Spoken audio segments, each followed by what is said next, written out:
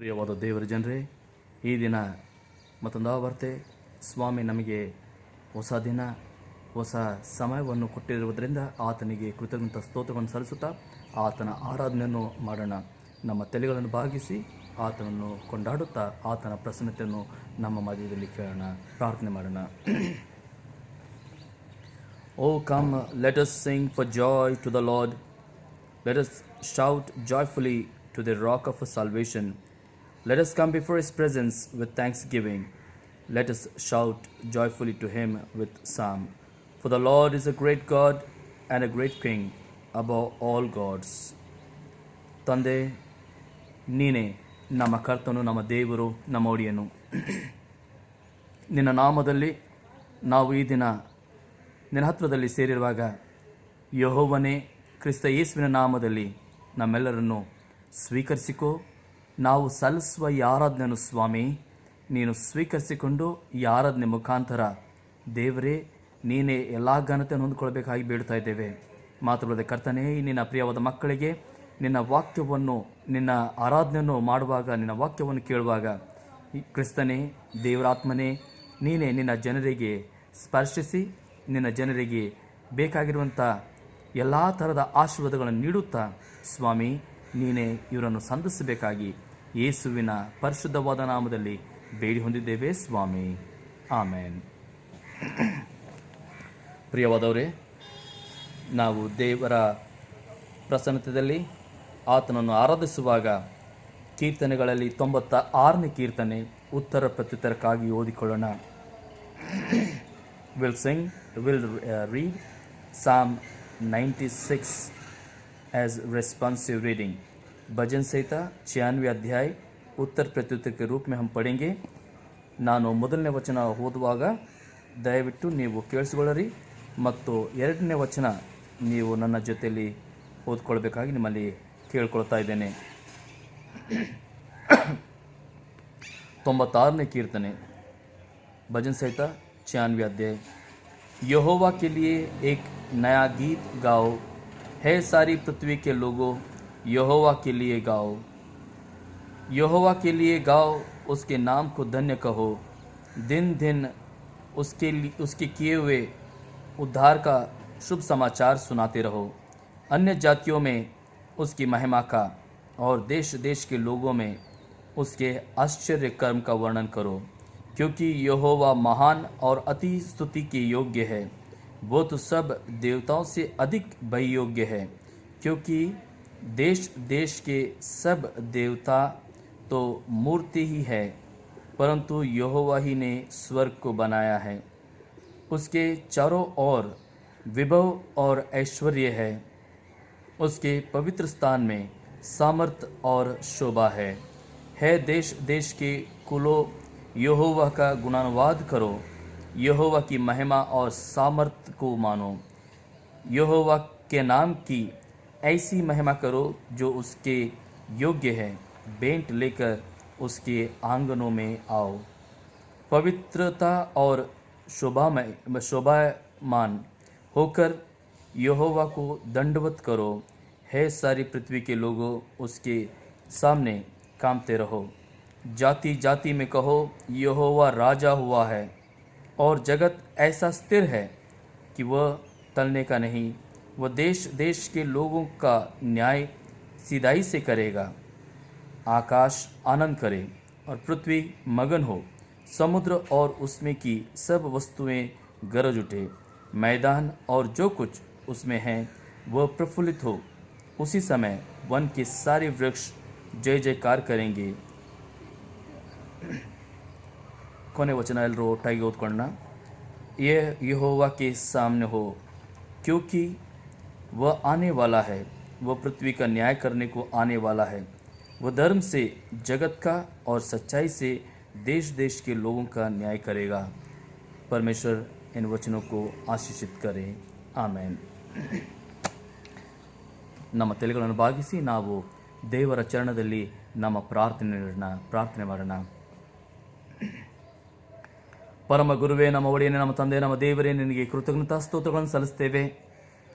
ಈ ಬೆಳಗಿನ ಜಾವದಲ್ಲಿ ಕರ್ತನೆ, ನಿನ್ನ ಕೃಪೆಯಾಶೀರ್ವಾದ ಇರುವುದರಿಂದ ನಾವು ನಮ್ಮ ಎಣುವಿಕೆ ಜೀವಿಸುವರ ಸಂಖ್ಯೆಯಲ್ಲಿ ಮಾಡಿಕೊಳ್ತಾ ಇದ್ದೇವೆ. ಕ್ರಿಸ್ತನೇ, ನೀನು ಕೊಟ್ಟಿರ್ತಕ್ಕಂಥ ಎಲ್ಲ ಆಶೀರ್ವಾದಗಳಿಗೋಸ್ಕರ ವಂದನೆಗಳನ್ನು ಸಲ್ಲಿಸ್ತೇವೆ. ಸ್ವಾಮಿ, ನಿನ್ನ ಆಶೀರ್ವಾದಗಳು ನಮ್ಮ ಮೇಲೆ ಇಟ್ಟಿರುವುದರಿಂದ ನಾವು ಈ ದಿನ ಎಲ್ಲ ರೋಗಗಳಿಂದ, ಕಷ್ಟ, ದುಃಖ, ಸಂಕಟ, ವೇದನೆಗಳಿಂದ ತಪ್ಪಿಸಿಕೊಂಡು ನಿನ್ನನ್ನು ಆರಾಧಿಸಲಿಕ್ಕೆ ಸಿದ್ಧತೆಯನ್ನು ಹೊಂದಿದ್ದೇವೆ. ಈಗ ನಿನ್ನನ್ನು ಆರಾಧಿಸುವಾಗ ಸ್ವಾಮಿ, ನಿನ್ನ ಪ್ರಸನ್ನತೆ ನಮಗೆ ಕೊಟ್ಟು ಕರ್ತನೆ, ನಮ್ಮನ್ನು ನೀನೇ ಮಾತನಾಡಿಸು. ನಿನ್ನ ವಾಕ್ಯದ ಮುಖಾಂತರ ನಮ್ಮನ್ನು ಸ್ವಾಮಿ ನಿನ್ನ ಚಿತ್ತವನ್ನು ತಿಳಿಯಪಡಿಸು. ಈಗಲೇ ಕರ್ತನೆ, ನಾವೆಲ್ಲರೂ ನಿನ್ನ ಹತ್ತಿರದಲ್ಲಿ ಸೇರಿರುವಾಗ ಯೆಹೋವನೇ, ಯೇಸುವಿನ ನಾಮದಲ್ಲಿ ನಮ್ಮೆಲ್ಲರಿಗೆ ಸ್ವೀಕರಿಸಿಕೋ. ನಮ್ಮೆಲ್ಲರಿಗೆ ನಿನ್ನ ನಾಮದ ಮುದ್ರೆಯನ್ನು ಹಾಕು ಸ್ವಾಮಿ. ಕರ್ತನೆ, ನಿನ್ನಲ್ಲಿ ಅಂಟಿಕೊಂಡು ಇದ್ದವರಾಗಿ ಇರುವ ಹಾಗೆ ಕೃಪೆಯನ್ನು ಕೊಡು. ಈ ಬೆಳಗಿನ ಜಾವದಲ್ಲಿ ಸ್ವಾಮಿ, ನಿನ್ನ ಪ್ರಿಯವಾದ ಮಕ್ಕಳಿಗೆ ನಿನ್ನ ಚರಣದಲ್ಲಿ ಅರ್ಪಿಸ್ತಾ ಇದ್ದೇನೆ. ಕರ್ತನೆ, ಕೆಲವಾರು ದಿನಗಳಿಂದ, ಸಮಯಗಳಿಂದ ನಾವೆಲ್ಲರೂ ಸ್ವಾಮಿ ನಿನ್ನ ಭವನದಲ್ಲಿ ಸೇರಿ ನಿನ್ನನ್ನು ಆರಾಧಲಿಕ್ಕೆ ಮನಸ್ಸನ್ನು ಮಾಡಿದ್ದಾಗಲೂ ಸ್ವಾಮಿ, ಈ ಜಗತ್ತಿನಲ್ಲಿ, ನಮ್ಮ ದೇಶದಲ್ಲಿ ವಿಶೇಷವಾಗಿ ಜರುಗುವಂಥ ಈ ಸ್ಥಿತಿಯಲ್ಲಿ ಕರ್ತನೆ, ನಾವು ನಿನ್ನ ಮಂದಿರದಲ್ಲಿ ಸೇರಿಕೊಳ್ಳಲಿಕ್ಕೆ ಸಾಧ್ಯ ಆಗುತ್ತಾ ಇಲ್ಲ. ಆದ್ದರಿಂದ ಸ್ವಾಮಿ, ನಾವು ಯೂಟ್ಯೂಬ್ ಮುಖಾಂತರ ನಿನ್ನನ್ನು ಆರಾಧಿಸುವಾಗ ದೇವರೇ, ನಮ್ಮ ಆರಾಧನೆಯನ್ನು ಸ್ವೀಕರಿಸಿಕೊಂಡು ಆಶೀರ್ವದಿಸಿ, ಮಾತ್ರವಲ್ಲದೆ ಸ್ವಾಮಿ, ನಮ್ಮೆಲ್ಲರ ಪ್ರಾರ್ಥನೆಯನ್ನು ಕೇಳಬೇಕಾಗಿ ನಿನ್ನಲ್ಲಿ ಬೇಡಿಕೊಳ್ತಾ ಇದ್ದೇವೆ. ಕರ್ತನೆ, ಈ ಸಮಯದಲ್ಲಿ ವಿಶೇಷವಾಗಿ ನಮ್ಮ ಸಭಿಕರಿಗೋಸ್ಕರ ಪ್ರಾರ್ಥಿಸ್ತಾ ಇದ್ದೇನೆ. ಕರ್ತನೆ, ನಮ್ಮ ಸಭೆಯಲ್ಲಿ ಇರ್ತಕ್ಕಂಥ ಪ್ರತಿಯೊಬ್ಬರನ್ನು ಆಶೀರ್ವದಿಸು. ಚಿಕ್ಕ ಮಕ್ಕಳಿಂದ ಹಿಡ್ಕೊಂಡು ಯೌವನಸ್ಥರು, ಪ್ರಾಯಸ್ಥರು ಎಲ್ಲರಿಗೆ ಸ್ವಾಮಿ ನಿನ್ನ ಮುಟ್ಟುವಿಕೆಯನ್ನು ಕೊಡು. ಅವರಿಗೆ ಬೇಕಾಗಿರುವಂಥ ಎಲ್ಲ ಆಶೀರ್ವಾದಗಳು ಯಾವ ರೀತಿಯಲ್ಲಿ ಈ ದಿನ ತನಕ ನೀಡುತ್ತಾ ಬಂದಿದೆಯೋ ಅದೇ ರೀತಿಯಲ್ಲಿ ಬರುವ ಎಲ್ಲ ದಿನಗಳಲ್ಲಿ ಸ್ವಾಮಿ ನಿನ್ನ ಜನರಿಗೆ ನಿನ್ನ ಆಶೀರ್ವಾದವನ್ನು ಕೊಡುತ್ತಾ ನಡೆಸು. ನಿನ್ನ ಜನರಿಗೆ ರೋಗಗಳಿಂದ ತಪ್ಪಿಸು, ವಿಶೇಷವಾಗಿ ಕೊರೋನಾ ವೈರಸ್ಸಿಂದ ತಪ್ಪಿಸಿ ಸ್ವಾಮಿ ನಿನ್ನ ಜನರಿಗೆ ಮತ್ತೊಂದಾವರ್ತೆ ಅವರು ಸುಂದರವಾದಂಥ ಜೀವನವನ್ನು ಜೀವಿಸಲಿಕ್ಕೆ ಆಶೀರ್ವಾದ ಮಾಡು. ಕರ್ತನೆ, ನಿನ್ನ ರಕ್ತದಿಂದ ನಿನ್ನ ಜನರಿಗೆ ಸ್ವಾಮಿ ನೀನೇ ಕರ್ತನೆ ಮುಟ್ಟಿ ನಿನ್ನ ಜನರಿಗೆ ಯೇಸುವೆ ನಿನ್ನಲ್ಲಿ ಅಂಟಿಕೊಂಡು ನಿನ್ನ ಜನರು ಇರುವ ಹಾಗೆ ಆಶೀರ್ವದಿಸುತ್ತಾ ನೀನೇ ಇವರನ್ನು ನಡೆಸು. ಕರ್ತನೆ, ಯಾವ ಕೇಡು, ಯಾವ ರೋಗ, ಯಾವ ಥರದ ಬಂಧನಗಳು ನಿನ್ನ ಜನರಿಗೆ ಬರಲಾರದೆ ನೀನೇ ಈ ನಿನ್ನ ಜನರನ್ನು ಕಾಪಾಡು. ಕರ್ತನೆ, ಇವರು ತಮ್ಮ ತಮ್ಮ ಮನೆಗಳಲ್ಲಾಗಲಿ, ಕೆಲಸ ಕಾರ್ಯಗಳಲ್ಲಾಗಲಿ, ಇವರು ಹೋಗುವ ಬರುವ ಎಲ್ಲ ಸ್ಥಿತಿಗತಿಗಳಲ್ಲಿ ದೇವರೇ ಇವರ ಜೊತೆಯಲ್ಲಿ ನೀನೇ ಇದ್ದುಕೊಂಡು ಇವರನ್ನು ನಡೆಸು. ಕರ್ತನೆ, ನಿನ್ನ ಜನರಿಗೆ ಮತ್ತೊಂದಾವರ್ತೆ ನಿನ್ನ ಹತ್ತಿರದಲ್ಲಿ ಸಮರ್ಪಿಸ್ತಾ ಇದ್ದೇನೆ. ನೀನೇ ನಮ್ಮೆಲ್ಲರಿಗೂ ಕರ್ತನೆ ನಿನ್ನ ನಾಮದಲ್ಲಿ ಮುದ್ರಿಸಿ ಸ್ವಾಮಿ, ನಾವು ನಿನ್ನನ್ನು ಯಾವಾಗಲೂ ಕರ್ತನೆ ಅಂಟಿಕೊಂಡು ಇರುವ ಹಾಗೆ ಮಾತ್ರವಲ್ಲದೆ ಸ್ವಾಮಿ ನಿನ್ನ ಚಿತ್ತದನುಸಾರವಾಗಿ ನಮ್ಮ ಜೀವನಗಳನ್ನು ಬಾಳುವ ಹಾಗೆ ಕೃಪೆಯನ್ನು ಕೊಡು. ಕರ್ತನೆ, ನಮ್ಮ ಸುತ್ತಮುತ್ತಲಿರ್ತಕ್ಕಂಥ ಅನ್ಯ ಜನರಿಗೋಸ್ಕರ ಪ್ರಾರ್ಥಿಸ್ತಾ ಇದ್ದೇವೆ. ನಮ್ಮ ದೇಶದಲ್ಲಿರ್ತಕ್ಕಂಥ ಎಲ್ಲ ಜನರಿಗೋಸ್ಕರ ಪ್ರಾರ್ಥನೆ ಮಾಡ್ತಾ ಇದ್ದೇವೆ. ಕರ್ತನೆ, ಪ್ರತಿಯೊಬ್ಬರಿಗೆ ನಿನ್ನ ಮುಟ್ಟುವಿಕೆಯನ್ನು ಕೊಡು ಸ್ವಾಮಿ. ಪ್ರತಿಯೊಬ್ಬರಿಗೆ ನಿನ್ನನ್ನು ಹಿಂಬಾಲಿಸಲಿಕ್ಕೆ ನೀನೇ ಆಶೀರ್ವಾದವನ್ನು ನೀಡು. ಕರ್ತನೆ, ಈ ದೇಶದಲ್ಲಿ ನಿನ್ನ ಕಾರ್ಯವನ್ನು ಜರುಗಿಸು ಸ್ವಾಮಿ. ವಿಶೇಷವಾಗಿ ಕರ್ತನೆ, ಈ ದೇಶದಲ್ಲಿ ಜರುಗುವಂಥ ಎಲ್ಲ ಸ್ಥಿತಿಗತಿಗಳನ್ನು ನಿನ್ನ ನಿಯಂತ್ರಣದಲ್ಲಿ ತೆಗೆದುಕೋ. ದೇವರೇ, ಇಲ್ಲಿ ಈ ದೇಶದಲ್ಲಿ ಸ್ವಾಮಿ ಈಗಾಗಲೇ ಭಯಂಕರವಂಥ ಸಮಸ್ಯೆಗಳು ಇವೆ. ವೈರಸ್ ರೋಗದ ಸಮಸ್ಯೆ ಇದೆ. ಬಾರ್ಡರ್ಸ್ಗಳ ಮೇಲೆ ಬೇರೆ ದೇಶಗಳು ಆಕ್ರಮಿಸಲಿಕ್ಕೆ ಪ್ರಯತ್ನಗಳು ಮಾಡುತ್ತಾ ಇದ್ದಾರೆ.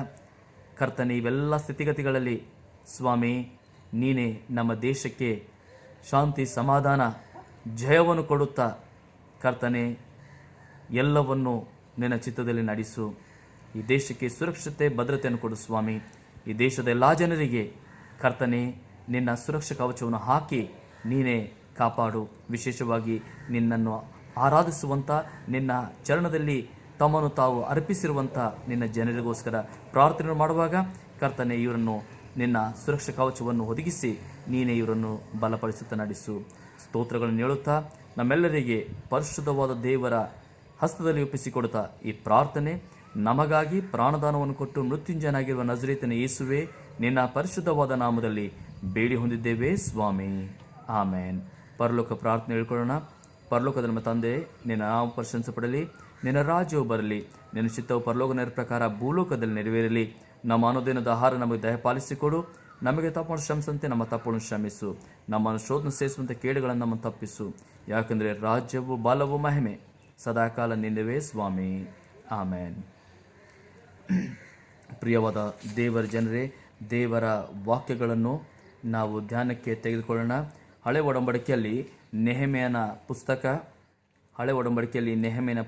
13ನೇ ಅಧ್ಯಾಯ 4ರಿಂದ 25ನೇ ವಚನವರೆಗೆ, 4ನೇ ವಚನದಿಂದ 25ನೇ ವಚನವರೆಗೆ. We'll read from the Old Testament. The portion is taken from book of Nehemiah, chapter 13, verses 4 to 25. Nehemiah का किताब पुराने नियम में उसका 13वां अध्याय 4 वचन से लेकर 25 वचन तक हम पढ़ेंगे. ನಿಮಗೋಸ್ಕರ ನಾನು ಓದ್ತಾ ಇದ್ದೇನೆ. इससे पहले एलिशीब याजक, जो हमारे परमेश्वर के भवन की कोठरियों का अधिकारी और तोबिया का संबंधी था, उसने तोबिया के लिए एक बड़ी कोठरी तैयार की थी, जिसमें पहले अन्न बलि का सामान और लोबान और पात्र और अनाज, नए दाखमधु और टटके तेल के दशमांश, जिन्हें लेवियों, गवैयों और द्वारपालों को देने की आज्ञा थी, रखी हुई थी. और याजकों के लिए उठाई हुई बेंट भी रखी जाती थी. परंतु मैं इस समय यरूशलेम में नहीं था, क्योंकि बाबेल का राजा अर्थक्षत्र के 32वें वर्ष में मैं राजा के पास चला गया. फिर कितने दिन के बाद राजा से छुट्टी मांगी और मैं यरूशलेम को आया. तब मैंने जान लिया कि इल्याशीब ने तोबिया के लिए परमेश्वर के भवन के आंगनों में एक कोठरी तैयार कर क्या ही बुराई की है. इसमें मैंने बहुत बुरा माना और तोबिया का सारा घरेलू सामान उस कोठरी में से फेंक दिया. तब मेरी आज्ञा से वे कोठरियाँ शुद्ध की गई और मैंने परमेश्वर के भवन के पात्र और अन्न बलि का सामान और लोबान उनमें फिर से रखवा दिया. फिर मुझे मालूम हुआ कि लेवियों का भाग उन्हें नहीं दिया गया और इस कारण काम करने वाले लेविया और गवैया अपने अपने खेत को भाग गए हैं. तब मैंने हाकिमों को डांट कर कहा, परमेश्वर का भवन क्यों त्याग गया है. फिर मैंने उनका इकट्ठा करके एक एक को उसके स्थान पर नियुक्त किया. तब से सब यहूदी अनाज, नए दाखमधु और टटके तेल के दशमांश भंडारों में लाने लगे. और मैंने भंडारों के अधिकारी शेलेम्याह याजक और सदोक मुंशी को और लेवियों में से पदया को और उनके नीचे हानान को और जो मतनिया का पोता और जकूर का पुत्र था नियुक्त किया. वे तो विश्वास योग्य गिने जाते थे और अपने भाइयों के मध्य बांटना उनका काम था. है मेरे परमेश्वर, मेरा यह काम मेरे हित के लिए स्मरण रख और जो सुकर्म मैंने अपने परमेश्वर के भवन में और उसमें की आराधना के विषय किए हैं उसे मिटा न डाल. उन्हीं दिनों में मैंने यहूदा में कितनों को देखा जो विश्राम दिन को हौदा में दाक रौंदते और पुलियों को ले जाते और गधों पर लादते थे, वैसे ही वे दाखमधु, दाख, अंजीर और भांति भांति के बोझ विश्राम दिन को यरूशलेम में लाते थे। तब जिस दिन वे भोजन वस्तु बेचते थे, उसी दिन मैंने उनको चिता दिया।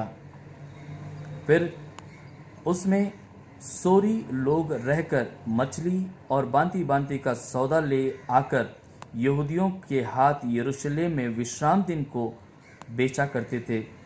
तब मैंने यहूदियों का रईसों को डांटकर, तुम लोग यह क्या बुराई करते हो जो विश्राम दिन को अपवित्र करते हो? क्या तुम्हारे पुरखों ने ऐसा नहीं किया करते थे? और क्या हमारे परमेश्वर ने यह सब विपत्ति हम पर और इस नगर पर न डाली? तो भी तुम विश्राम दिन को अपवित्र करने से इज़राइल पर परमेश्वर का क्रोध भी भड़काते जाते हो। सो जब विश्रामवर के पहले दिन को यरूशलेम के फाटकों के आसपास अंधेरा होने लगा, तब मैंने आज्ञा दी कि उनके पल्ले बांध किए जाए, और यह भी आज्ञा दी कि वे विश्रामवर के पूरे होने तक खोले ना जाए। तब मैंने अपने कितने सेवकों को फाटकों का अधिकारी ठहरा दिया कि विश्रामवर को कोई बोझ भीतर आने ना पाए। इसलिए व्यापारी और भांति भांति के सौदे के बेचने वाले यरूशलेम के 12 एक बार टिके। तब मैंने उनको चिताकर कहा, तुम लोग शरपनाह के सामने क्यों टिकते हो? यदि तुम फिर ऐसा करोगे तो मैं तुम पर हाथ बढ़ाऊंगा। इसलिए उस समय से वे फिर विश्रामवर को नहीं आए। तब मैंने लेवियों को आज्ञा दी कि अपने अपने को शुद्ध करके फाटकों की रखवाली करने के लिए आया करो, ताकि विश्राम दिन पवित्र माना जाए। है मेरे परमेश्वर, मेरे हित के लिए यह भी स्मरण रख और अपनी बड़ी करुणा के अनुसार मुझ पर तरस खा। फिर उन्हीं दिनों में मुझको ऐसे यहूदी दिखाई पड़े जिन्होंने अशदोदी, अमोनी और मोआबी स्त्रियां ब्याह ली थी, और उनके लड़के बालों की आधी बोली अशदोदी थी, और वे यहूदी बोली न बोल सकते थे, दोनों जाति की बोली बोलते थे। तब मैंने उनको डांट कर और कोसा, और उनमें से कितने को पिटवा दिया, और उनके बाल नुचवाए, और उनको परमेश्वर की यह शपथ खिलाई कि हम अपनी बेटियां उनके बेटों के साथ ब्याह में ना देंगे, और ना अपने लिए वह अपने बेटों के लिए उनकी बेटियां ब्याह में ना लेंगे। परमेश्वर इन पढ़े हुए वचनों को ಆಶೀಷಿತ करे। ಆಮೆನ್। ಪ್ರಿಯವಾದ ದೇವರ ಜನರೇ, ದೇವರ ವಾಕ್ಯಗಳನ್ನು ನಾವು ಧ್ಯಾನಕ್ಕೆ ತೆಗೆದುಕೊಳ್ಳೋಣ। ದೇವರ ವಾಕ್ಯಗಳನ್ನು ಕೇಳಿಸಿದ ಮುಂಚೆ ನಮ್ಮ ತಲೆಗಳನ್ನು ಬಾಗಿಸಿ ಒಂದು ಚಿಕ್ಕ ಪ್ರಾರ್ಥನೆಯನ್ನು ಮಾಡೋಣ।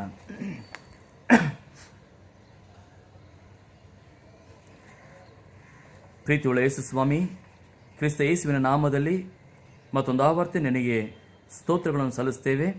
ಈ ಬೆಳಗಿನ ಜಾವದಲ್ಲಿ ನೆಹೆಮೀಯನ ಪುಸ್ತಕ ಮುಖಾಂತರ ಸ್ವಾಮಿ, ನೀನು ನಮಗೆ ಕೆಲವು ಮಾತುಗಳನ್ನು ತಿಳಿಸ್ತಾ ಇದ್ದಿ। ಈ ಮಾತುಗಳನ್ನು ನಾವು ತಿಳ್ಕೊಳ್ಳಿಕ್ಕೆ ಕರ್ತನೆ ಪ್ರಯತ್ನವನ್ನು ಪಡುವಾಗ, ದೇವರಾತ್ಮನೇ ನೀನೇ ನಮ್ಮೆಲ್ಲರಿಗೆ ಕರ್ತನೆ ನಿನ್ನ ವಾಕ್ಯವನ್ನು ತಿಳಿಸು, ಅದರ ಅರ್ಥವನ್ನು ತಿಳ್ಕೊಂಡು ಸ್ವಾಮಿ ನಾವು ನಿನ್ನ ವಾಕ್ಯದ ಅನುಸಾರವಾಗಿ ನಮ್ಮ ಜೀವನಗಳನ್ನು ಬಾಳಲಿಕ್ಕೆ ಸಹಾಯವನ್ನು ನೀಡು। ಸ್ತೋತ್ರಗಳನ್ನು ನೀಡುತ್ತಾ ಈ ಪ್ರಾರ್ಥನೆ ಯೇಸುವಿನ ಮುದ್ದಾದ ನಾಮದಲ್ಲಿ ಬೇಡಿ ಹೊಂದಿದ್ದೇವೆ ತಂದೆಯೇ, ಆಮೆನ್। ಪ್ರಿಯವಾದ ದೇವರ ಜನರೇ, ದೇವರ ವಾಕ್ಯಗಳಲ್ಲಿ ನಾವು ನೆಹೆಮೀಯನ ಪುಸ್ತಕವನ್ನು ಧ್ಯಾನಿಸಿದ್ದೇವೆ. ನೆಹೆಮೀಯನ ಪುಸ್ತಕದಲ್ಲಿ 13ನೇ ಅಧ್ಯಾಯ 4ರಿಂದ 25ನೇ ವಚನವರೆಗೆ. ಈ ನೆಹೆಮೀಯನು ನಮ್ಮೆಲ್ಲರಿಗೆ ಗುರುತಿರುವ ಹಾಗೆ ಆತನು ದೇವರಿಂದ ಅಭಿಷೇಕಿಸಲ್ಪಟ್ಟಿರ್ತಕ್ಕಂಥ ಒಬ್ಬ ನಾಯಕನಾಗಿದ್ದ.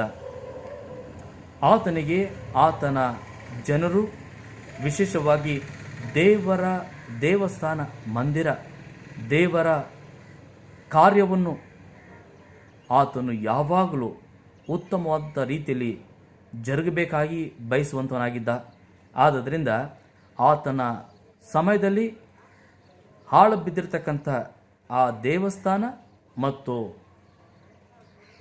ಯೆರೂಸಲೇಮಿನ ನಗರ ಅದು ಪೂರ್ತಿಯಾಗಿ ಅದರ ಗೋಡಿ ಬಿದ್ದು ಹೋಗಿತ್ತು. ಅಂದರೆ ಬೇರೆ ಬೇರೆ ದೇಶದ ಜನರು, ಬೇರೆ ಬೇರೆ ದೇಶದ ರಾಜ್ಯಗಳು, ಅರಸರು ಅದರ ಮೇಲೆ ಆಕ್ರಮಿಸಿ ಅದನ್ನು ಕೆಡವಿ ಹಾಕಿರುವುದರಿಂದ ಈ ವ್ಯಕ್ತಿ ನೆಹೆಮೀಯನು ಆತನು ಬಹಳ ದುಃಖವನ್ನು ಪಡ್ತಾ ಇದ್ದ. ಆತನಲ್ಲಿ ಒಂದು ಮನಸ್ಸಾಗಿತ್ತು, ಏನಂತಂದರೆ ನಾನು ನನ್ನ ದೇವರ ಆಲಯವನ್ನು ತಿರುಗಿ ಕಟ್ಟಬೇಕು. ಮಾತ್ರವಲ್ಲದೆ ಆ ಯೆರೂಸಲೇಮಿನ ನಗರ ಅಂದರೆ ಪವಿತ್ರವಾದ ನಗರ, ದೇವರು ಆರಿಸಿಕೊಂಡಿರ್ತಕ್ಕಂಥ ನಗರ, ದೇವರ ಅಭಿಷೇಕಿಸಿರುವಂಥ ನಗರ, ಅಲ್ಲಿರ್ತಕ್ಕಂಥ ಎಲ್ಲ ಯಹೂದಿಗಳನ್ನು ಮತದಾವರ್ತೆ ನಾನು ಸೇರಿಸಿ ಈ ನಗರವನ್ನು ಸುಂದರವಾದ ರೀತಿಯಲ್ಲಿ ತಿರುಗಿ ಕಟ್ಟಬೇಕು ಅನ್ನುವಂಥ ಒಂದು ಮನಸ್ಸು ಆತನು ಮಾಡಿಕೊಂಡಿದ್ದ. ಆದ್ದರಿಂದ ಆತನು ತನ್ನ ರಾಜನ ಹತ್ತಿರದಲ್ಲಿ, ಅಂದರೆ ಆತನು ಎಲ್ಲಿ ಕೆಲಸವನ್ನು ಮಾಡ್ತಾ ಇದ್ನಲ್ಲ ಆ ರಾಜನ ಹತ್ತಿರದಲ್ಲಿ ಹೋಗಿ ಆತನು ತನ್ನ ನಗರವನ್ನು ಕಟ್ಕೊಳ್ಳಿಕ್ಕೆ, ದೇವಸ್ಥಾನವನ್ನು ಕಟ್ಟಲಿಕ್ಕೆ ಆತನು ರಾಜನ ಹತ್ರ ಕೇಳಿಕೊಂಡಿರುವಾಗ ರಾಜನು ಆತನಿಗೆ ಚುಟ್ಟಿಯನ್ನು ಕೊಟ್ಟು, ಲೀವನ್ನು ಕೊಟ್ಟು ಆತನನ್ನು ಕಳಿಸಿದ. ಮತ್ತು ನಾವೇನು ನೋಡ್ತೀವಿ ಅಂತಂದರೆ ಈ ವಾಕ್ಯಗಳಲ್ಲಿ ನೆಹೆಮೀಯನು ಯಾವ ರೀತಿಯಲ್ಲಿ ಒಂದು ನಾಯಕನ ಕರ್ತವ್ಯ, ನಾಯಕನ ಒಂದು ರೆಸ್ಪಾನ್ಸಿಬಿಲಿಟಿ, ನಾಯಕನ ಒಂದು ಕಾರ್ಯವನ್ನು ಮಾಡಿದ್ನಲ್ಲ, ಅಂಥ ಕಾರ್ಯವನ್ನು ದೇವರು ಮೆಚ್ಚಿಕೊಂಡ. ಮಾತ್ರವಲ್ಲದೆ ಆ ನಗರವನ್ನು ಮತ್ತು ದೇವರು ತನ್ನ ಮನೆಯನ್ನು ಸುಂದರವಂತ ರೀತಿಯಲ್ಲಿ ಕಟ್ಟಲಿಕ್ಕೆ आशीर्वादವನ್ನು सह नीडिदा। हम ये देखते हैं कि नेहमिया के पढ़े हुए उस भाग में या नेहमिया का पूरा पुस्तक में कि नेहमिया अपने पूरे पुस्तक में उसका एक चिंता या उसके एक मनसा ये थी कि मैं अपने परमेश्वर की भवन को बांधूं और वो नगर यरूशलेम नगर जो गिराए गए थे और वो नगर पर अलग अलग राजाओं ने आक्रमण करके उसे तितर बितर किया था, ये सारी चीज़ों को समेटने और फिर से बांधने की मनसा उसकी थी। इसीलिए उसने अपने राजा से आज्ञा लेकर वो उस कार्य को करने जाता है। ಪ್ರಿಯವಾದವರೇ, ನಾವು ಈ ದಿನಗಳಲ್ಲಿ ಈ ವಾಕ್ಯವನ್ನು ತಿಳ್ಕೊಳ್ಬೇಕಾದ್ರೆ ಇಲ್ಲಿ यहाँ पर नेहमिया ने बहुत सारे ऐसे काम समय पर किया जिसके चलते परमेश्वर के कार्य या परमेश्वर के लोग फिर वापस समेट गए और उसकी आराधना करने के लिए वे लोग योग्य ठहरे। हम वचन में और आगे जाने से पहले एक व्यक्ति के बारे में देखेंगे जिसका नाम था लुडविग वॉन बेथोवेन। ये व्यक्ति इसके जीवन में वो खुशी भी हासिल किया या जय भी हासिल की, जीत भी हासिल किया, और साथों साथ उसके जीवन में एक दुर्भाग्य घटना भी घटी हुई थी। या इस तरह कहे कि इस व्यक्ति के जीवन में दोनों विषय हम देखते हैं। ये व्यक्ति जब 5 साल का था, जब ये बच्चा 5 साल का था, वो वायलिन बजाने सीखा और बहुत अच्छा रीति से वायलिन बजाता था।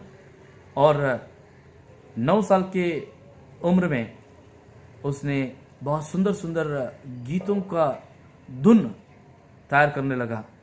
और जब वो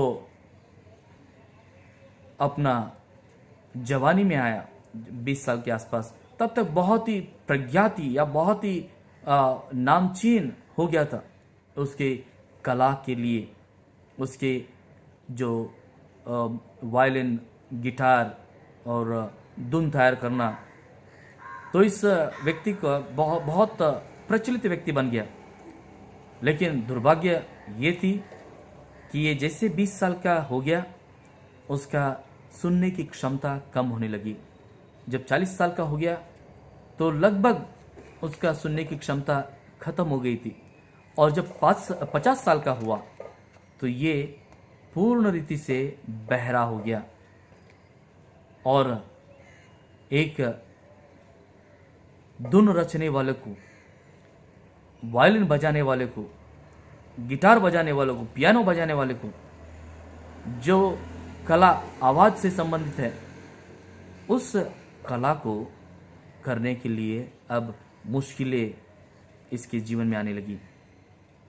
ये अपने ही बनाए हुए धुन को सुन नहीं पाता था, फिर भी एक दृढ़ निश्चय उसमें थी।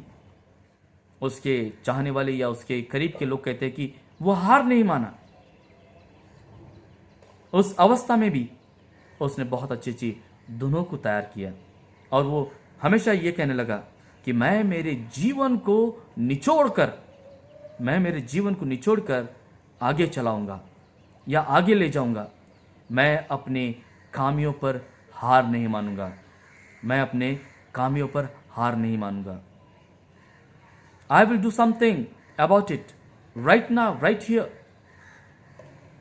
About my weakness, about my failures, I will do something. I will do something. I will overcome it. एक विश्वास उसने जताया। प्रियो,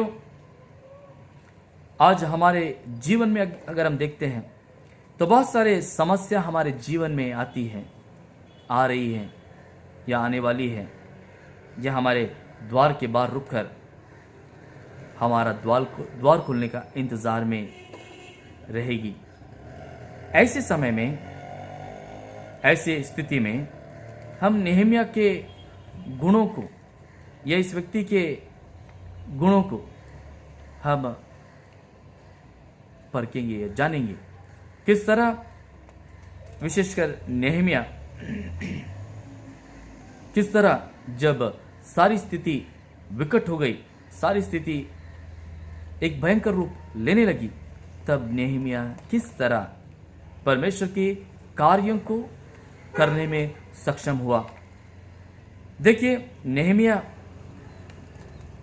पहले जब जाता है तो वो उस शहर का दीवार बनाने के लिए लोगों को नियुक्त करता है, उस मंदिर का पुनर्स्थापना करता है और सब कुछ सही जगह पर रखकर और काम चलते रहता है।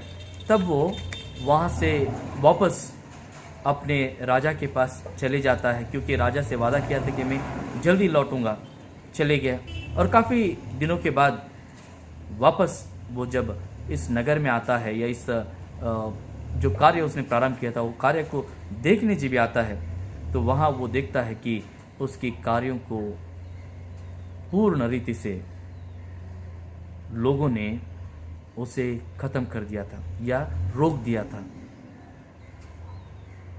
पहला, नगर का जो दीवार है वो दीवार बांधने के लिए लोगों ने कोई उत्सुकता नहीं दिखाया। जितना नेहमिया के समय में किया गया था काम, उतना ही उसके बाद लोग अपने अपने कामों में व्यस्त हो गए। और नेहमिया ने मंदिर की पुनर्स्थापना करके लोगों को नियुक्त किया था, याजकों को नियुक्त किया था और कहा था कि तुम इसकी देखभाल करते रहो और परमेश्वर की आराधना न रुकाते हुए इसे चलाते रहो।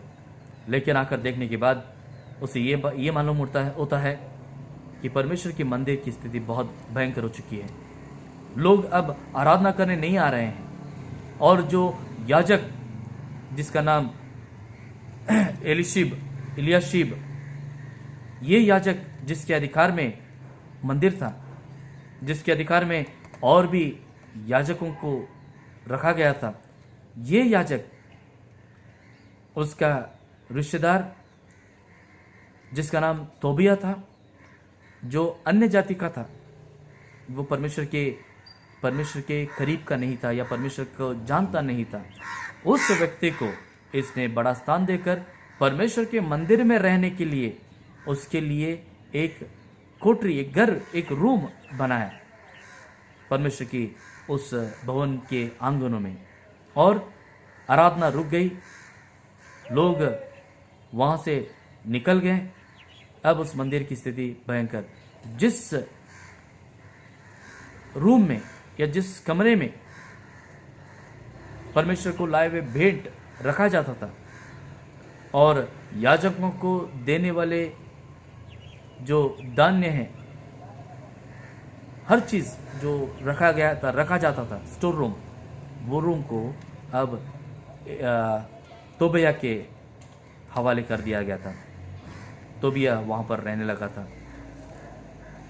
देखिए यहाँ पर ये स्थिति है, उस समय की स्थिति है।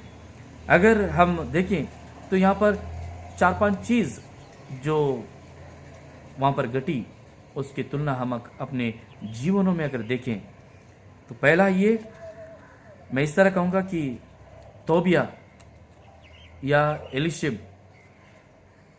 एलिशिब ने तोबिया से, जो फिर एक बार कहता हूँ, जो अन्य जाति का था, जिसको परमेश्वर की ज्ञात नहीं थी, परमेश्वर का भय नहीं था, ऐसे व्यक्ति के साथ एलिशिब जो महायाजक था, वो जुड़ गया। अ कॉम्प्रोमाइजिंग कंपेनियनशिप। और जुड़कर उसने, जो हम देखते हैं कि तोबिया को एलिशिब ने परमेश्वर के भवन में रहने की व्यवस्था कराई, पवित्र जगह में रहने का व्यवस्था कराई। प्रियो, हम देखते हैं कि आज हम बहुत सारे परमेश्वर के मानने वाले लोग, हम बहुत सारे ऐसे गलतियां करते हैं। हम परमेश्वर को जो पसंद है, परमेश्वर जो चाहता है, वो ना करते हुए हम लोगों के साथ, जो उसको ना चाहते हुए उन लोगों के साथ कॉम्प्रोमाइज़ करके, उन लोगों के साथ हम समझौता करके उनकी जैसे हम जीने लगते हैं, या वे लोग जिस तरह कहते हैं उसे मानने लगते हैं। ये एक दुखद विषय है। मैं ये नहीं कहता हूँ कि अन्य लोगों के साथ आप दोस्ती ना करें, दोस्ती करें, लेकिन अन्य लोगों की तरह अपनी जीवन को ना बिताएं। आप परमेश्वर को वो स्थान जो देना है उसे, वो योग्य स्थान उसे हमेशा देते रहें। यहाँ पर एलिशिब ने उस स्थान को हटा दिया। जब नेहमिया आया, नेहमिया ने देखा कि ये इस तरह की स्थिति देखा, तो उसने बहुत गुस्से में आकर तोबिया का घर का पूरा सामान बाहर फेंक दिया और उसे शुद्ध करवाया, पूर्ण रीति से शुद्ध करवाया। हम अपने जीवन में भी हर अंधेरी चीज को, हर बुराई को, हर जो दुनिया देती है, उन विषयों को प्राथमिकता न देते हुए, उसे हमारे जीवन में प्रवेश करने के लिए न देते हुए, हम परमेश्वर के लिए शुद्धता का पालन करें या परमेश्वर के लिए हम योग्य रहे, तब हमारे जीवन में समस्या का जो पहाड़ है वो शायद टूटने लगेगा। दूसरा, हम ये देखते हैं कि एलिशिब के हाथ में जो अधिकार दिया गया था उसका दुरुपयोग हुआ। उसने जिसको, जो लोग हैं परमेश्वर की आराधना करने वाले लोग, जिनको परमेश्वर के मंदिर से देना चाहिए, उन्हें नहीं दिया गया। यानी कि परमेश्वर के भवन का हर चीज़ अपने अधिकार में रखकर, जो परमेश्वर के वचनों के अंदर लिखा गया हर एक बातें हैं, उन बातों को ना पालन करते हुए वो अपने अधिकार में रख लिया था, जिसके चलते उस मंदिर में अब न याजक रहे, न परमेश्वर की आराधना करने वाले रहे, न परमेश्वर के मंदिर में कोई दान देने आए। ऐसा होता है। कुछ लोग हम अपने अधिकार में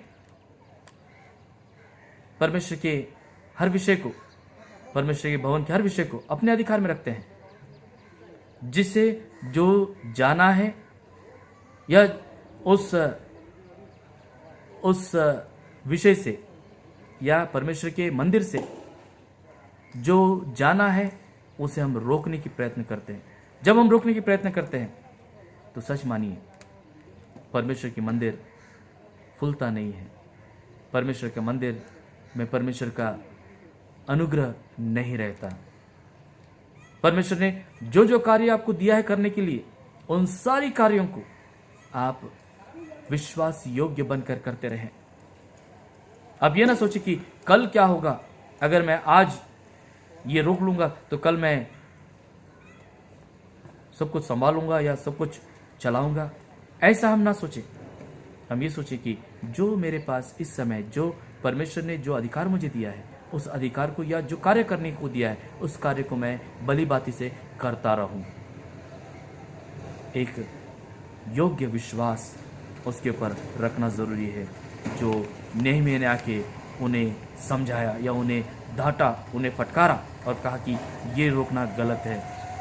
तीसरा हम ये देखते हैं कि वहां के लोग, तीसरा समस्या कि वो लोग सब्बात के दिन या आराधना के दिन या परमेश्वर के पवित्र दिन को, परमेश्वर ने कहा था कि तुम मेरी आराधना करो, मेरे मंदिर में आओ, मेरे मंदिर में अपने दानों को लेकर आओ, मेरे मंदिर में आकर तुम अपनी प्रार्थना याचनाओं को रखो। लेकिन हम देखते हैं कि वे लोग सब्बात के दिन, जैसा लिखा गया वचन में, बेचने खरीदने की काम कर रहे थे, अपने खेतों में काम कर रहे थे, जबकि परमेश्वर की ओर से रोका गया था। परमेश्वर ने आज्ञा दिया था कि सब्बात के दिन कोई काम ना करे, विश्राम के दिन परमेश्वर के भवन में रहें। आज हम भी सब्बात को योग्य नहीं ठहराते हैं। हम आराधना करने के समय आराधना न करते हुए हम दुनिया के भागदौड़ में उलझे हुए हैं। ठीक है, अगर इस समय लॉकडाउन है, हम आराधनालय में नहीं जा सकते हैं, लेकिन आज का दिन हम परमेश्वर के लिए योग्य दिन मानते हुए हमारे जीवन को व्यतीत करना जरूरी है। कहीं पर भी रहे, हम अपने जीवन को सब्बात के लिए योग्य ठहराएं, क्योंकि परमेश्वर ऐसे चाहता है।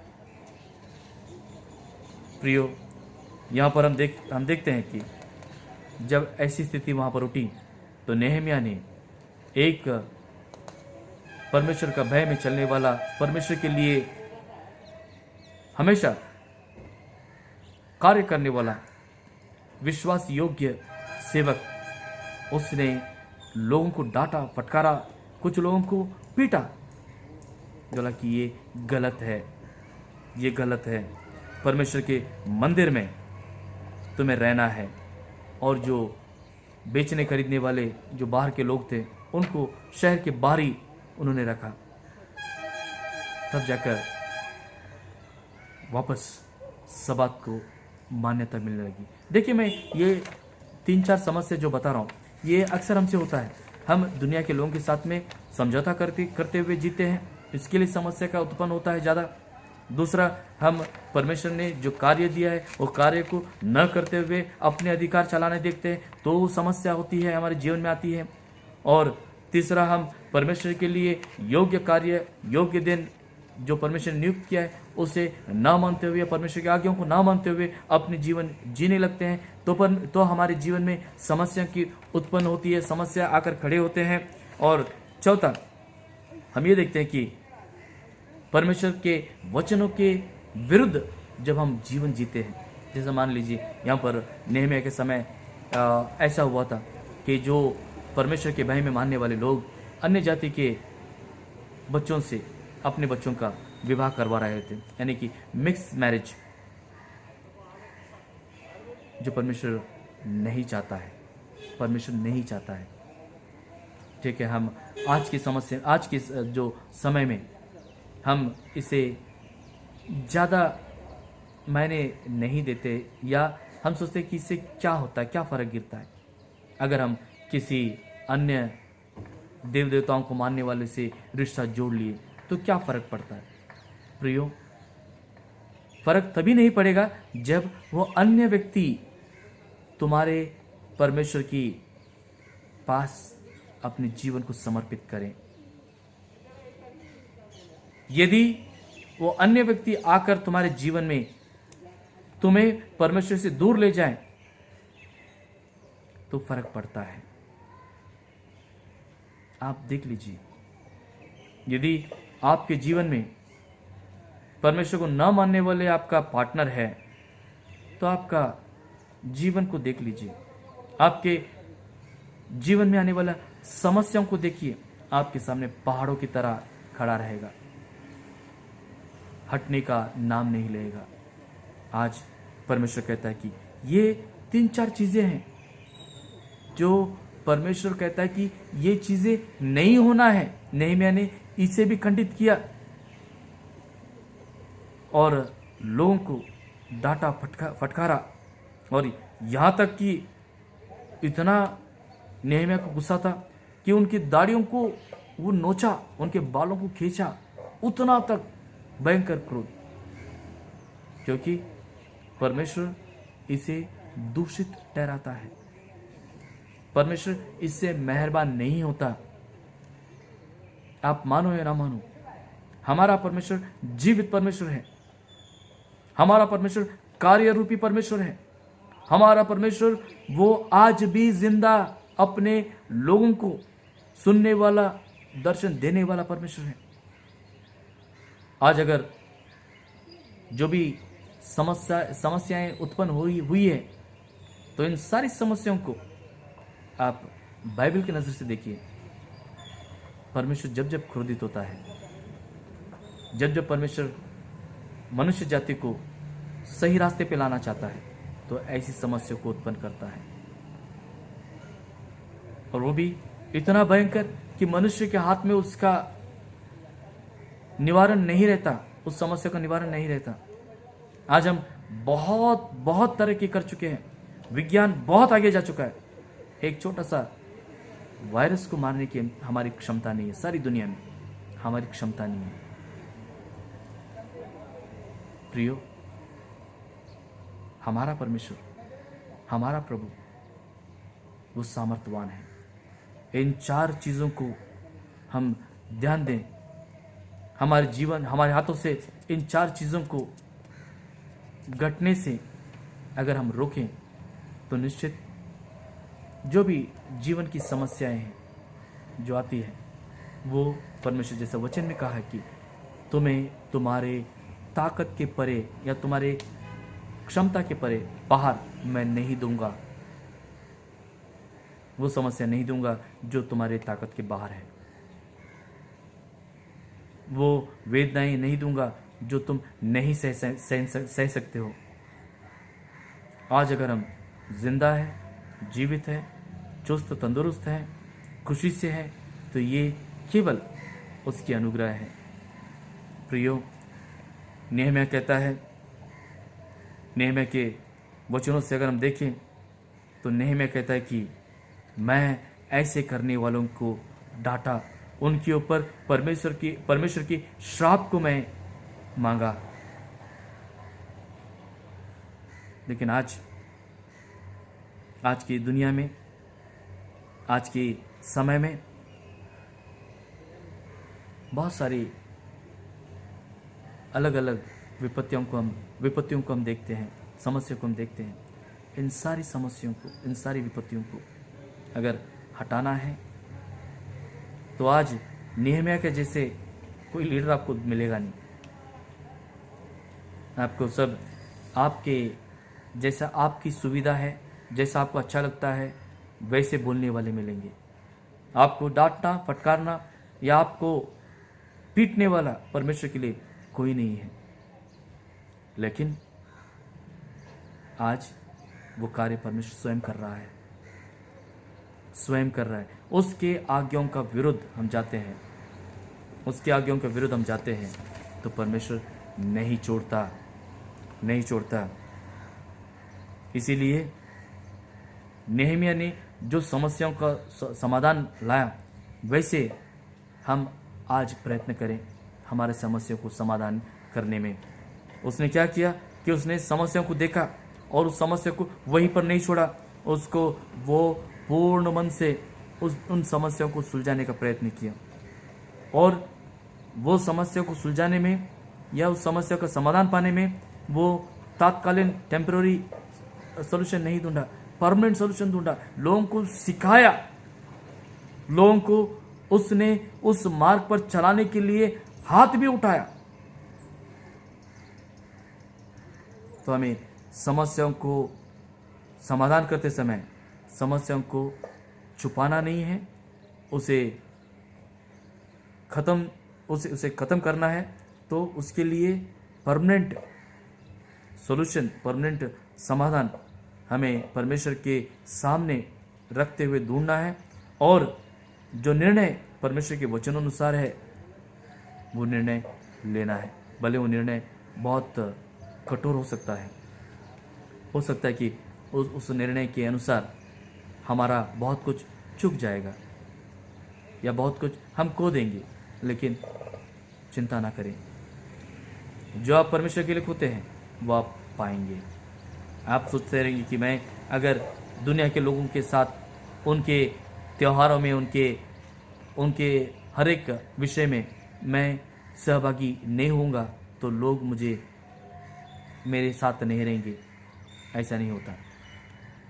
यदि परमेश्वर है आपके साथ तो आपको लोगों की आवश्यकता नहीं, लोगों को परमेश्वर स्वयं लाएगा आपके सामने, आपकी मदद के लिए खड़ा करेगा। इसके लिए दुनिया के साथ संबंध ना रखे, परमेश्वर के विरुद्ध में जो संबंध है वो ना रखे, दोस्ती रखे, लेकिन आत्मिक विषयों को, परमेश्वर के विषयों को उनसे अलग रखे।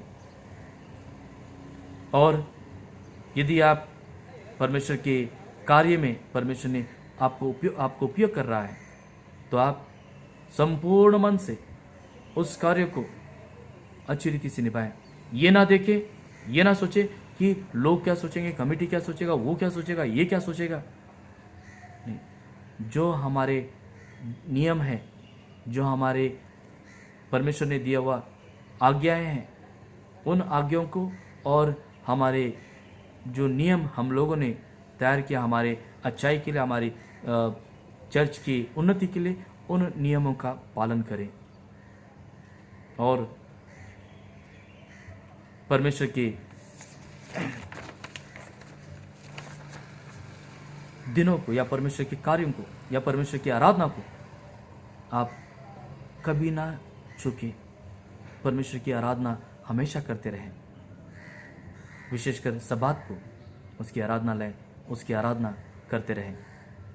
और आपके घर में या आपके जीवन में या आपके बच्चों के लिए यदि कोई जीवन साथी आप ढूंढ रहे हैं तो उन्हें ढूंढे जो परमेश्वर का भय मानता हो। मैं ये नहीं कहूँगा वो अगर क्रिश्चियन नहीं है तो आप उन्हें मत ले, ऐसा नहीं कहूँगा। मैं ये कहूँगा कि उन्हें परमेश्वर के भय पे चलाएं, क्योंकि यीशु मसीह आने के बाद यीशु मसीह ये कहता है कि जो मेरे पास आते हैं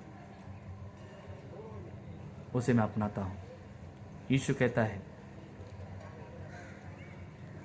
प्रभु यीशु मसीह का वचन ये है, जो मुझे अंगीकार करते हैं, जो मुझे स्वीकार करते हैं, उन्हें बचा लिया जाएगा।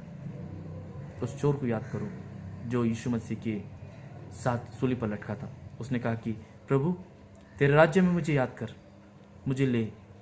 परमेश्वर ने कहा कि आज ही के दिन तो मेरे साथ परदेश में रहेगा। ऐसा हमारा प्रभु है।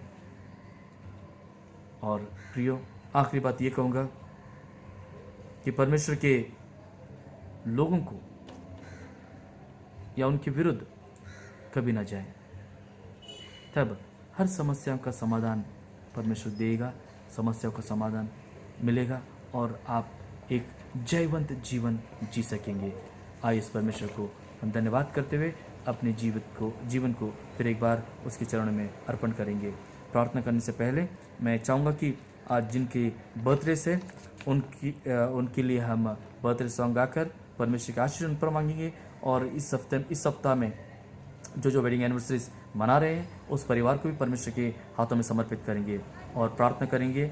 जो हमारे कलीसिया के लोग हैं जो बीमार अवस्था में हैं उनके लिए प्रार्थना करेंगे और विशेषकर इस कोरोना वायरस से छुटकारा पाने के लिए प्रार्थना करेंगे। आइए हम इस समय बर्थडे सॉन्ग गाएंगे। बर्थडे लिस्ट इस तरह है। 1 तारीख जुलाई 1 सिरिल लुकस, जुलाई 2 मार्गरेट हर्बर्ट बेन, जुलाई 2 विजय सोलोमन हिरेकेरूर, 3 जुलाई इमैनुअल हर्बर्ट बेन, 3 जुलाई शॉन स्टैनली सोन्स, 4 जुलाई Lata Franklin Hirekerur. Wedding anniversaries 30th जून Mrs and Mr Bablu Raju Mudaliar, 1 जुलाई Mrs and Mr Chandrashekhar Rao, 2 जुलाई Mrs and Mr Augustine Robert Hirekerur. इन सभी के लिए हम बर्थडे सॉन्ग और इनके ऊपर आशीष मांगेंगे। Happy birthday to you, happy birthday to you, happy birthday dear all, happy birthday to you. May God bless you all. आइए हम प्रार्थना करें। पिता परमेश्वर, हम आपको धन्यवाद करते हैं, हम आपकी स्तुति आपकी प्रशंसा करते हैं। इस समय इन प्रियजनों को आपके चरणों में अर्पित करते हैं। हम प्रार्थना करते हैं कि आप इन लोगों को बाय Cyril Lucas, Margaret Ben, Vijay Hirekerur, Emmanuel Ben, Shawn Sons, Lata Hirekerur, इन प्रियजनों को आशीषित करें जैसे अपने जीवन के नए साल में प्रवेश कर रहे हैं। पिता यीशु के नाम में इनके जीवन में आपकी प्रसन्नता, आपकी उपस्थिति जिस तरह आपने अब तक रखा है पिता आने वाले दिनों में भी रखें और इनकी अगुवाई करें, इन्हें सुरक्षित रखें, इन्हें आसमानी खुशियों से भर दे, इनके ऊपर आपकी सुरक्षा कवच रखें ताकि अंधकार की कोई शक्ति, शैतानी कोई ताकत, बुराई और बीमारी इनके करीब ना आए, बल्कि ये प्रियजन हमेशा परमेश्वर में संतुष्टि का जीवन पाते हुए रह सके, ऐसे अनुग्रह करें। उसी तरह प्रार्थना करते हैं उन परिवारों के लिए जो अपनी शादी की सालगिरह सप्ताह में मना रहे हैं। पिता परमेश्वर, प्रार्थना करते हैं कि Mrs and Mr Bablu Raju Mudaliar के लिए, Mrs and Mr Chandrashekhar Rao के लिए, Mrs and Mr Augustine Robert Hirekerur के लिए पिता इन प्रियजनों को आशीषित करें, इनके परिवार को आशीषित करें, इनके जीवनों को आपने बांधा है, आपने आशीषित करते हुए चलाया है। पिता आने वाले समय में जैसे ये अपनी शादी की सालगिरह के नए साल में प्रवेश कर रहे हैं, इन प्रियजनों को आप ऐसी मजबूती दे, ऐसा जोड़ इन्हें रखें कि ये प्रियजन अपने अपने पति पत्नी से हमेशा प्यार करते रहें और अपने परिवार को परमेश्वर की इच्छा अनुसार व्यतीत करते रहें, ऐसा आशीषित करें। इनके बच्चों को आशीषित करें प्रभु, इनके परिवार को आप ही चलाएं, अगुवाई करें और इनकी हर एक इच्छाओं को पूर्ति करते हुए आशीषित करें। उसी तरह प्रार्थना करते हैं उन प्रियजनों के लिए जो बीमार अवस्था में है, जो कमज़ोर है, जो इस समय परमेश्वर के स्पर्श की अपेक्षा करते हैं। पिता इन प्रियजनों को आप छूकर संपूर्ण चंगाई प्रदान करें। हम प्रार्थना करते हैं रिचर्ड चिनाई के लिए, सुतार आंटी उनके बेटे लॉरेंस के लिए, कुरी आंटी के लिए, लोबो आंटी के लिए, अर्थर आंटी के लिए, भाई जॉन इमैनुअल के लिए और उस छोटा बच्चा जोएल बेन के लिए।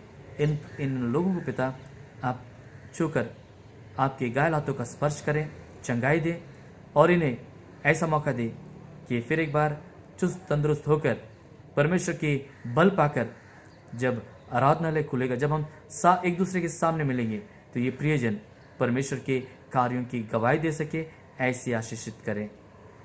इन्हें बल दे प्रभु, सामर्थ दे। उसी तरह प्रार्थना करते हैं इस महामारी के लिए। पिता परमेश्वर, इस महामारी को हमारे इर्द गिर्द से, हमारे राष्ट्र से, इस जगत से पूर्ण रीति से हटाएं ताकि हम सारे लोग आपके कदमों में फिर एक बार नए सिरे से अपने जीवनों को व्यतीत कर सकें।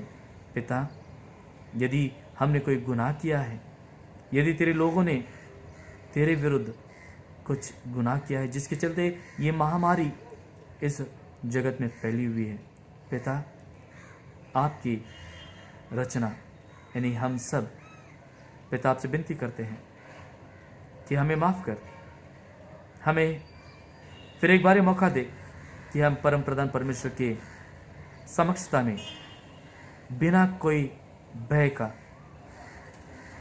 महामारी का हम आ सके और उस महान परमेश्वर को, उसी को महिमा दे सके, ऐसी योग्य तरह। धन्यवाद करते हुए फिर एक बार सुनने वाले सभी हमारे मेंबर्स के लिए प्रार्थना करते, सभी को आशीषित करें, उनके घरों को आशीषित करें, उनके आने जाने को आप आशीषित करें और हर समय आपके लोगों को बचाए रखें। पिता, इस आराधना के बाद जो लोग आपके प्रियजन आपके नाम में पिता आपने किए हुए कार्यों के प्रति धन्यवाद के रूप में भेंट अर्पण करते समय इनकी भेंट को स्वीकार करें और इनकी भेंट को आशीषित करें और पिता उसका प्रतिफल इन प्रियजनों को दे। पिता, फिर एक बार हम सभी को सुरक्षित रखें, अगले सप्ताह में फिर हमें मौका दे कि आपकी आराधना कर सके। धन्यवाद करते हुए सारा मान महिमा गौरव आप ही को देते प्रार्थना यीशु नाजरी के नाम में मांगते हैं, आमीन। अब हमारा पिता परमेश्वर का प्रेम, प्रभु यीशु मसीह के अनुग्रह और पवित्र आत्मा का सहभागिता उपस्थित सारे लोगों के साथ अब से लेकर हमेशा हमेशा तक बने रहे, ಆಮೇನ್। ಪ್ರಿಯವಾದ ದೇವ್ರ ಜನರೇ, ಮುಂದಿನ ವಾರ ಇದೇ ರೀತಿಯಲ್ಲಿ ಯೂಟ್ಯೂಬ್ ಮುಖಾಂತರ ನಾವು ದೇವರನ್ನು ಆರಾಧಿಸೋಣ। ದೇವರು ನಿಮಗೆ ಕಾಪಾಡಲಿ, ನಿಮ್ಮನ್ನು ಆಶೀರ್ವದಿಸಲಿ। ನಾವು ಹಿಂತಿರುಗಿ ಭೇಟಿಯಾಗೋ ತನಕ ನೀವು ಸುರಕ್ಷಿತವಾಗಿ ಭದ್ರವಾಗಿ ದೇವರಲ್ಲಿ ಇದ್ದುಕೊಳ್ಳಬೇಕಾಗಿ ನನ್ನ ಪ್ರಾರ್ಥನೆ, ಆಮೇನ್।